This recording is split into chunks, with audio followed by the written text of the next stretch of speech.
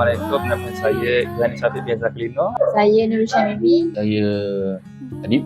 Saya Hazika. Saya rasa sangat berpuas hati lah dan sangat gembira lah. Urusan Kak Muhammad Jamil dengan ni mudah sebab dia dah siap sedia untuk kita apa semua.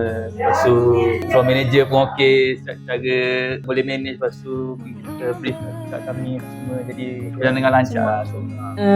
Perasaan lega lah, lega dan happy. Apa yang kita orang plan semua berjalan dengan lancar. Bagi saya, actually kita memang dah ada flow yang kita dah tetapkan lah. Tapi dalam masa yang sama, kita fleksibel jugalah nak tukar itu ke, nak delay sikit ke. Dia depends on environment, crowd and cuaca juga dalam masa yang sama. So far okay lah.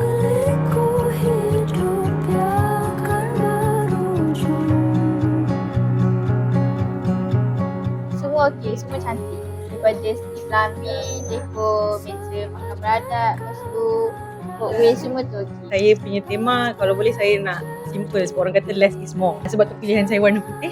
Dan saya pun punya pakai warna putih sebab saya tak tukar lah. So far, pelamin semua okey, decoration dekat meja pun semua okey lah.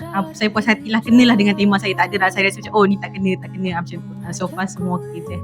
Memang membantu sangat bagi family saya sebab saya ada nenek saya yang tak boleh nak buat sendiri lah. Jadi kalau ada bilik macam ni je, selesa lah sikit. Dia tak ada macam bemuk ke apa kan. Mudah, facilities pelengkap. Kalau tanya saya memang akan recommend sebab Saya recommend lah. Sebab kat sini banyak kemudahan lah. Family pun boleh rehat. Orang kat sini sebab ada tempat rehat family kan. kita tak payah pening dah. Tak payah pening, all package all in, maksudnya orang dah tak payah pening-pening nak fikir tu, fikir ni, dia terus satu package je. Macam kalau dah ada rumah Abang Jamil, 80% daripada apa yang korang planning tu semua dah ada full. So tak payah pening dah. Saya 8. Saya bagi 4 bintang lah. Saya pun 5 juga. Ingatkan diri, ingat rumah Abang Jamil.